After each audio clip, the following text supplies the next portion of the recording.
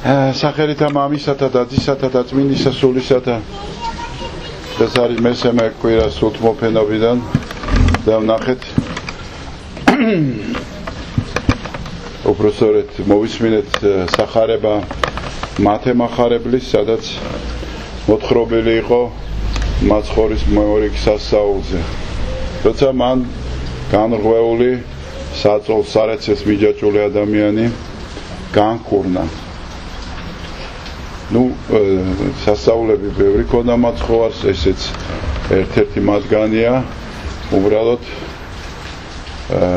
აქ არის ერთი ნიუანსი როცა ის განკურნავს და ეთქვის სანამ ადგება განკურნებული ეთქვის შვილო მიგეტევდნენ შენ ცოდვანი შენი და ამით აღშფოთებული ფარისევლები დაუწყებენ ყვედრებას რომ ვისა აქვს ცოდვების მიტევების უფლება გარდა ღმრთისას და იწყებენ შფოთს და საყვედურებს მაცხოვრი მიუთითებს რომ რა არის უფრო ადვილი მიგიტევდნენ შენ ცოდვანი შენი თუ აღზრდე გაღიღე სარეცელი შენი და ვიდოდე და რომ იცოდეთ რომ მე მაქვს ხელმწიფება ცოდვათა მიტევების და სასწაულების და განკურნებისაც მიმართავს ავანტყოფს და მართლა წამოდგება ის აიღებს სარეცელს და წავა ხალხი არის გახარებული ხოლო ციგნობარნი არიან გაბრაზებული და ეს დაპირისპირება ციგნობრებსა და ხალხს შორის მაცხოვრის ცხოვრების მაღაზიაზე სულ გრძელდება ხალხი უბრალო ხალხი არის გახარებული ხოლო წარმოსადეგი ადამიანები მათ ვისაც ჭკუა მოეკითხება ვისაც მიყავს კულტურულ რელიგიური ცხოვრება ისრაელის ვინც იღებს გადაწყვეტილებას ისინი არიან საშინლად გაბრაზებულები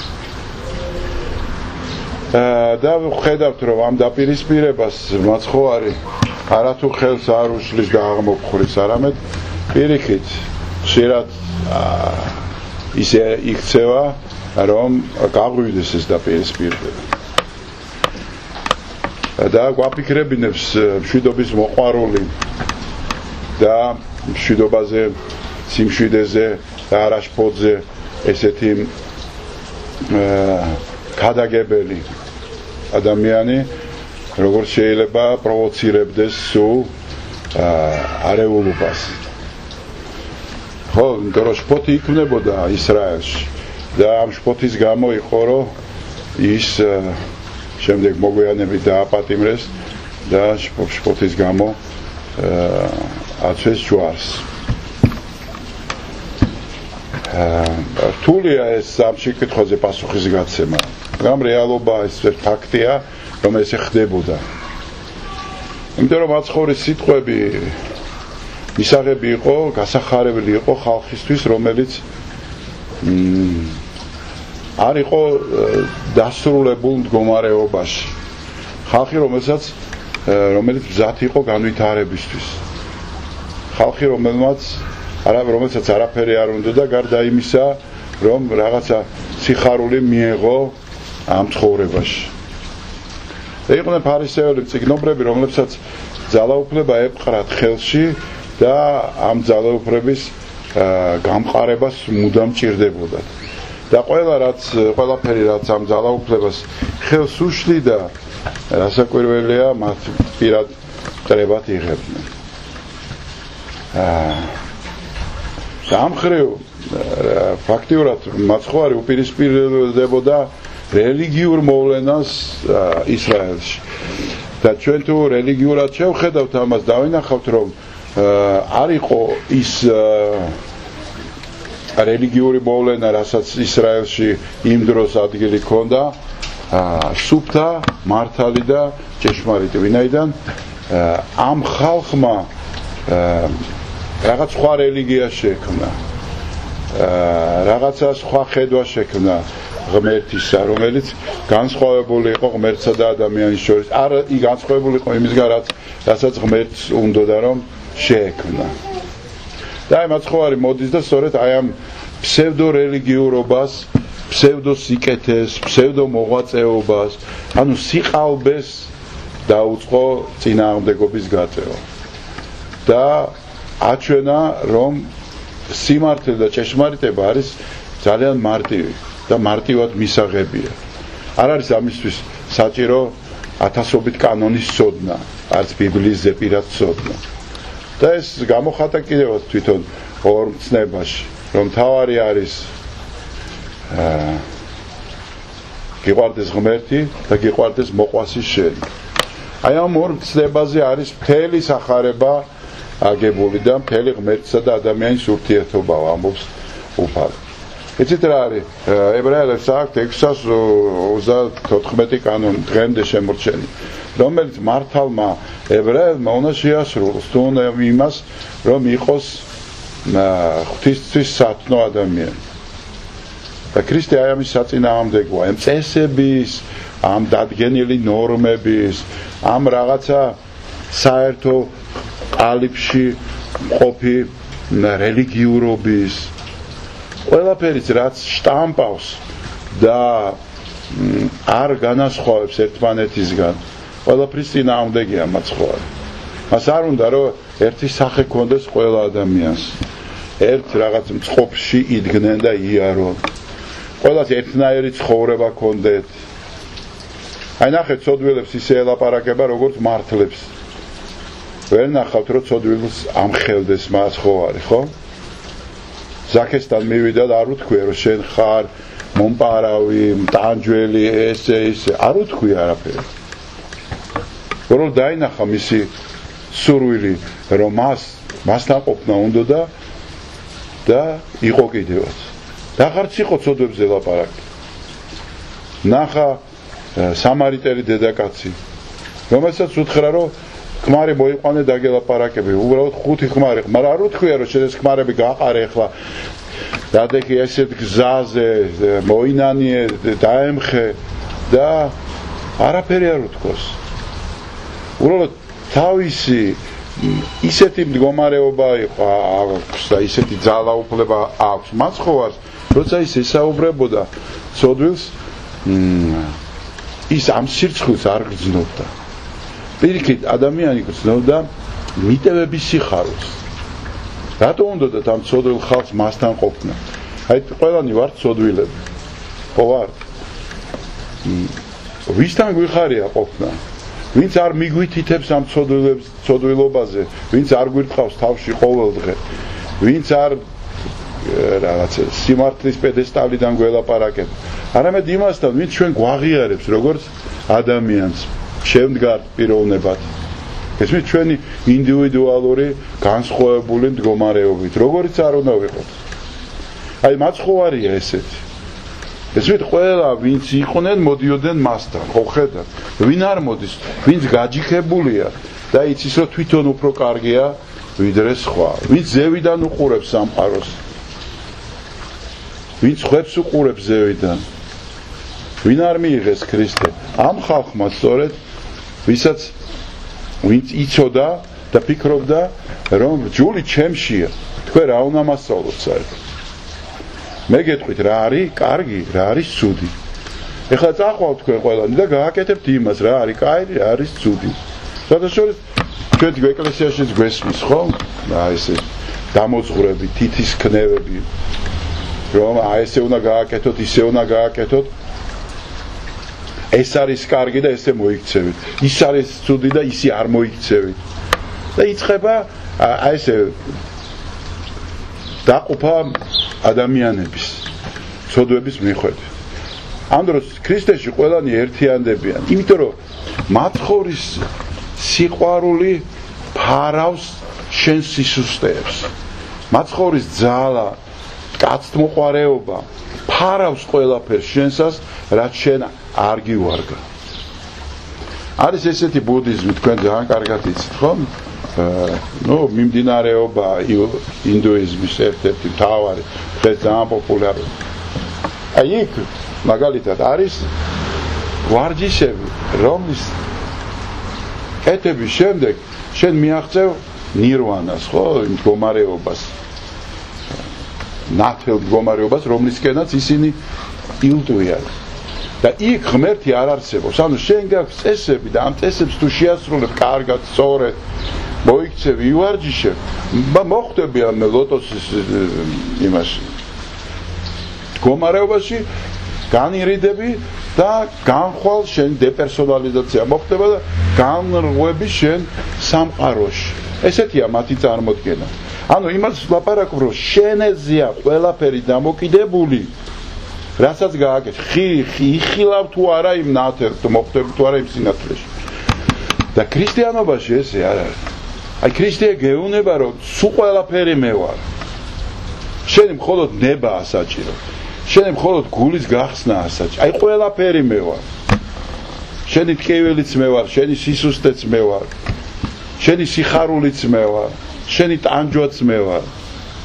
ყველაფერი მე ვარ. ამიტომ ამის დანახვაა საჭირო და ამაში დახმარების სურვილია საჭირო. თორე ჩვენ ხშირად ჩვენ თავს ვეყრდნობით. აი თუ ვილოცე დილის ლოცვა თუ ჩავატარე, ესე იგი კარგი რაღაცა გავაკეთე და ღმერთი გამიხინებს. ესეთი მდგომარეობა გვაქვს. მაგრამ რეალურად ხომ ჩვენ არ გვინდა ღმერთს დაუთმოთ ჩვენი თავი. სულ გვინდა რომ კანონი შევასრულოთ და დანარჩენი მე ვიცხოვრო ისე როგორც მე მინდა. თავი აი გავაჩუმო განრისხებული ღვთაება, იმით რომ ეკლესიაში მივალ, სანთელს ავანთებ, ვეზიარები, აღსარებას ვიტყვი, ხო ფორმალობებს მოვიშლი, მე გავალ გარეთ, გავიხდი და თავისუფალი ვარ. შემდეგ მოსვლაზე მე ისე ვინანიებ, ეს არ არის ქრისტეში ცხოვრება. ქრისტეში ცხოვრება არის, როცა შენ მთლიანად გადაეშვები მაცხოვარში და მთელი შენი სამყარო გახდება საკრალური. ყველგან სადაც შენ ხარ, პლაჟი იქნება თუ ავტობუსი იქნება თუ სამსახური იქნება თუ ეკლესია, ყველგან ერთნაირი ხარ. ყველგან დადიხარ სამღვთო თვალების წინ.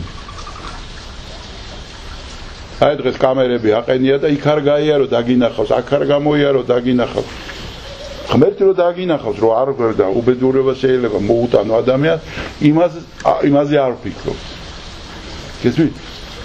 აი ესეა, ამიტომ ჩვენთვის ამ ხრივ რელიგიურობა არ არის ის იმ გემოსმატარებელი, როგორც სხვა რელიგიებშია ზოგადად. შევასრულებ, დავჯილდოვდები, არ შევასრულებ, დავიშენ. აქ არ ხდება ეს. რა ვიცი, აგერ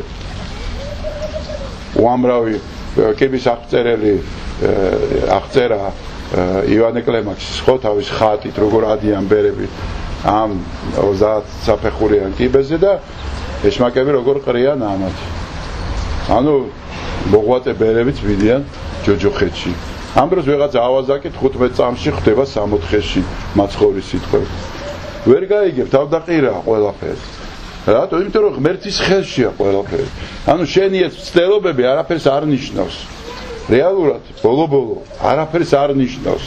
ეს არის ჩვეულებრივი ვარჯიში. ხო? მაგრამ ვისაც უნდა ეს ვარჯიში? ჩვენ არ გვინდა ჩვენ შვილებთან ნავარჯიშების შვილი ყავდეს. დიდად ნავარჯიშები იყოს დილით გითხრათ გამარჯობა დროზე, მე ნახვამდის ზუსტად გითხრათ, მე რაღაც წავიდეს, მოვიდეს, ანუ ისე როგორც თქვათ დადგენილი. არა, ჩვენ გვინდა რომ ურთიერთობა გქონდეს. და ეს ურთიერთობა პიროვნულია, ჩვენი ღმერთი პიროვნებები ვართ ჩვენ. ჩვენს განსხვავებულები ვართ, არა გვაქვს ერთნაირი ცხოვრება. ერთ ყალიბში ვერ ვიქნები ჩვენ. ეს სხვანაირი ცხოვრება მაქვს, იმას სხვანაირი, იმას სხვა ემოცია აქვს, ამას სხვა ემოცია აქვს. ხო? არ შეიძლება კახელმა კახელ მღვდელს გურული მედავით ნეყავდეს, ხო? ვერ გაიგებს ვერაფერს რას ლაპარაკობ. და ასევე გურიაში კახელ მედავით ნეყავდეთ, მოგტებიან 2 საათი რომ დაიწყოს იმას, ან რაჭველი, ხო? რატო? იმიტომ რომ ყველას თავისი ადგილი ესე შეგვქნა ჩვენ ღმერთმა. და ამაში ამ მრავალფეროვანებაშია ღვთის სიდიადი. ყველანი ქრისტეში ვერთიანდებით. არავინ არ რჩება ქრისტეს გარეშე. არ უნდა დავრჩეთ არავინ ქრისტეს გარეშე. მოდით ყოველნი მაშრალინ და ტვირთ მძიმენი და მე განგისვენებ თქვენ. კი არ ჩამოგიყვებით ეხა ყველა ცოდვას ესე. აი სათითაო ჩაგწდები იმაში. მერე იმაში ამოგხდის სულს, მერე მეორეში ამოგხდის სულს, მერე მესამეში. არ ჩამოყვება ეს. შენ მოდი და მე განგწმენ შენ და უფრო ის ქათქათი იქნება, ვიდრე თოვლი ქათქათებს ზან ყინვარე ზამთარში. ხვდებით როგორი დამოკიდებულება აქვს ღმერთს ადამიანის მიმართ. იცი შენ სანამ შესწოდავდი რომ შესწოდავ. მაგრამ მაინც ქმნის ადამიანს. ხო იცის ღმერთმა რომ დაეცემა ადამი და ის ვალაკიტა რაც ხდებოდა მთელი კაცობრიობის მანძილზე მოხდებოდა. მაგრამ არ შეექმნა ადამიანი და მორჩებოდა ყველაფერი. მაგრამ ამის მაგივრად ქმნის ადამიანს. და აქედან გამომდინარე ეს თავის ეს ქმედება უკვე იქ პირველ საწყისას საზრში როცა ის იწყებს ქმედებას და მას სურათი აქვს ნანახი რა მოხდება და ქმნის, ესე იგი რაღაც სხვა განგებულება აქვს დიდი, რომელსაც ადამიანი ვერ ჩაწყვეტება ვერასდროს. კითხვები იქნება ჩვენ, რომელსაც ამ ცხოვრებაში ვერ გავცემთ პასუხს. იმიტომ რომ სხვა რეალობიდან არის ეს კითხვები. მაგრამ ერთი მთავარი ყოველთვის გვეწოდინება და ვიცი, რომ ქრისტე არის მხსნელი და კაცთმოყვარე. სხვა ეპითეტი მას არ აქვს. სიყვარულია ეს და ეს ყველაფერი ამ სიყვარულისგან ხდება. ამ იზრუნავს შენი მოქცევისა და ცხონებისთვის. მარადიული ზრუნვა იმისთვის, რომ იზრუნოს შენზე და გაცხონოს შენ. და დღევანდელი სიხარულიც ამ ხალხის სწორედ ეს იყო, რომ იმის და მიუხედავად ის კაცი როგორი ცოდვილი იყო, იმიტომ რომ ის ხალხი ფიქრობდნენ, რომ აი ამის მამამ რაღაცა გააფუჭა იმან კაცი მოკლა, იმიტომ ისჯება ეს, აი ესე უნდა იყოს და აიტანჯ დაინახეთ ხალხო, თქვენს გააკეთებთ ესე მოგივა თქვენი შვილები ჩავარდნილები იქნებიან. სურათია თერი დადგმული. და უცებ მოვიდა და ეს ამოაყირავა ეს სურათი მაცხოვარმა, გაანკურნა და არც არაფერი არ უთქვავს ისე. და უხარია ხალხს ეს სიხარული, რომ მოვიდა და უბრალოდ ადამიანი დაეხმარა. იმის და მიუხედავად როგორი უღირსი ვარ მე. ეს სიხარული აქვს ადამიანს. ჩვენც ხო ეს სიხარული გვაქვს. ჩვენც რომ მოვდივართ ეკლესიაში, ხო ეს სიხარული გვაქვს. მადლს რა ქვია, აი მადლი რომ ვიძახით, მილიონჯერ ვახსენებთ, მადლი გვინდა, მადლი გვინდა. მადლის განმარტება არის, საფრთხო ძალა, ხო თქვა? მაგრამ მისი მოქმედება როგორ არის მადლის? რომ ის არის დაუმსახურებელი ჯილდო. მადლი არის დაუმსახურებელი საჩუქარი ღმრთის. ჩვენ ხო დამსახურებულად ვაჯილდოვთ. რამდენი უნდა იერბინოს ადამიანმა რომ მედალი ჩამოკიდოს. და აქ დაუმსახურებლად გაძლევს ღმერთი. თან ჭარბად გაძლევს. ძლიერ აღგავსებს. ისმით? და ამით განასხვავებს ქრისტიანობა და აყენებს არა რელიგიურობის და რელიგიების ერთ-ერთ მიმდინარეობად. არამედ სრულიად განსხვავებულ მოვლენად. არა ადამიანური გონებით, ნაზრევით შექმნილი რაღაც ფასეულობები. არამედ ღმერთაებები, რომელიც შეცნობა ძალიან რთულია და გაუგებარია. და არ შეგვიძლია ჩვენ ადამიანებს რომ ეს ავდგეთ და გავიგოთ აი ესე მარტივად. აი პავლე მოციქული ამბობს ხომ რომ მე ატაცებული ვიყავ ვიცი ადამიანი ვინც აიტაცა ღმერთმა იქ ვნახე მაგრამ რა ვნახე ვერ ვლაპარაკო ვერ ვლაპარაკებ აი ისეთი განცდებია იქ ისეთი სამყაროა რომ იმის გამოთქმა შენ შეგიძლია ჩვენ როცა ვლაპარაკობთ იმაზე რაც ნანახი გვაქვს და რაც შეცნობილი გვყავს ჩვენ სამყაროში მაგრამ ჩვენ სამყაროს გარეთ მდგომარეობები შეუძლებელია და იმის აღწერა არის შეუძლებელი. ამიტომ ამ სამყაროში შეხწევა უნდა გინდოდეს და ქრისტესით უნდა გინდოდეს ამ სამყაროში ცხოვრება. ეს არის ქრისტიანობა. და დანარჩენი უკვე წესები რაც ეკლესიაშია. ეს არის საშუალებები. რომლითაც რაღაც ორიენტირს არ კარგავს შენ და მიყვები გზას ან სინათლეს ეკლესიაში ჩვენ აი რეალურად ეკლესიაში მოვდივართ ვიძახით ხო რეალურად ხო კარგია აი ეკლესიაში წავიდა მაგრამ რეალურად ეკლესიაში არ უნდა დავდიოდეთ ეკლესია ვარ ჩვენ სადაც მივდივართ იქ არის ეკლესია დებით აი მოციქულებით წარმოიდგინეთ იკრიბებოდნენ ეკლესიაში არ დადიოდნენ იკრიბებოდნენ სადაც შეიკრიბებოდნენ ის იყო ეკლესია გადავიდოდნენ იქითკენ შეიკრიბებოდნენ ანუ ეს შესაკრებელია ეკლესია აი ჩვენ ერთად რო ვართ ეს არის ეკლესია და არა ფრესკა არა ხატი არა საკურთხეველი არა სამღვდელოება რამე ჩვენ რო შევიკრიბეთ რამდენი შეიკრიბები იმდენი ეკლესია ხარ აი მიტინგია ხო რეალურად ეკლესია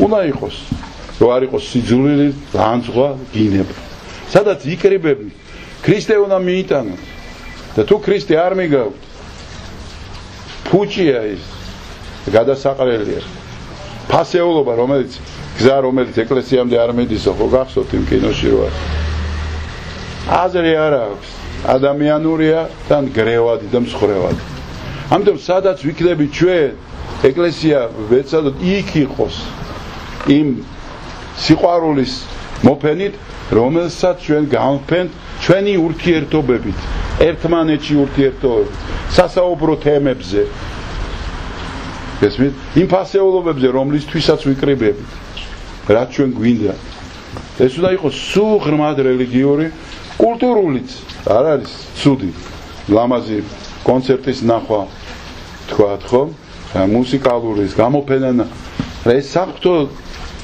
დიდებით უნდა იყოს ყველაფერი გაჟღენთილი მაშინ აქვს ამას მიზანი და აზრი დანარჩენი ფუჭია წარმავალია და ნაცარტუტად იქნება ყველაფერი მათ შორის ყველაფერი რაც დედამიწაზეა მათ ხوارს დაძდებდნენ რატო თქვი შენ რომ ქვაქვაზე არ დარჩება ტაძარზე რომელიც სოლომონმა ააშენა რომელიც ისეთი დიდებაა მიწაზე რომ არ ყოფილა ხო აი ესეთი დიდებული ტაძარი რო უყურებდნენ ამაზე როგორ ამბობ რომ არ იქნება და წარმოიდგინეთ ახლა რას ეუნება ებრაელებს აი ამისგან ქვაქვაზე არ დარჩებაო ახდა ჩამოვიდა ვესპასიანე ტიტუსი და მიწასთან გაასწორეს ის ტაძარი რომლის ერთი კედელია დარჩენილი მარტო დღემდე ხო და რომელზეც მისი აშენება არასდროს არ მოხდება იმიტომ რომ იცით რომ იქ უკვე ისლამური ტაძარი მეჩეთი დგას იმ ადგილას და მას ისლამი არ დაუშვებს მოკლედ ანუ ეს ტაძრებიც არაფერ ქართულიც იგივეა რა გონიათ მაინც და მაინც ჩვენ ტაძრები იდგება ეს იმას ნიშნავს რომ სამყარო აღარ იქნება მეორედ ქრისტიანობაც ამ ხრივ როგორც მთელი ბიბლია არის პესიმისტური ჩვენ მარცხდებით ომში ომს საბოლოოდ ვიმარჯვებთ ფიზიკურ ომში მარცხდებით მაგრამ სულიორეულში იმარჯვებ იმიტომ რომ ახალი მიწა ქრისტეა განდიდებული და ყველა მართალი მასთან თორე ანტიქრისტე გამეფდება და მისი სამეფო იქნება მთელი მსოფლიო და მხოლოდ ჩეულები დარჩებიან ერთგული ქრისტეს ასე რომ ჯერ არ არის ანტიქრისტეს დრო მე არ ვარ ილუზიებში რომ ეხლა არის ამ წუთას ანტიქრისტეს დრო მაგრამ მომავალში ესე იქნება ამიტომ ტაძარი უნდა იყოს ხელთუქმნელი ადამიანმა ხელთუქმნელი ტაძრები უნდა შექმნას და არა ქვის ტაძარი ქვის ტაძარი უნდა იყოს ამის ასახვა გესმით ხელთუქმნელი ტაძრები აი მაგალითად ულამაზეს ტაძარი შექმნეს თუ იცით ბიზანტიის იუსტინიანე იმპერატორმა შექმნა აია სოფია გენიალური ტაძარი ნუ აი სოფლიოში ანალოგი არ არის ხო არა მარტო ქრისტიანულ სამყაროში არამედ ზოგადად ულამაზეს მაგრამ იქ ქრისტიანი აღარ არის და რო ნახეს დღეს არქეოლოგებმა იპოვეს იმ ტაძარში ბანკოს სათამაშოს ტიპის ნაკაწრები ანუ ადამიანები ვიღაცები ჩაიცუცქებოდნენ იქ სახურების დროს და თამაშობდნენ ფულზე ბანკოს და რაღაცებს. ანუ ისე გაერხონა ადამიანი. ისმით რომ ამ დიდებულ ტაძარში, ამიტომ სულიერი ტაძარი იქმნება. და დიდებულება მერე შეიძლება იყოს ფიზიკურ ტაძარში გამოხატული, შეიძლება არც იყოს ფიზიკურ ტაძარში გამოხატული. ვერთმა დაგლოცოთ და გაგახაროთ.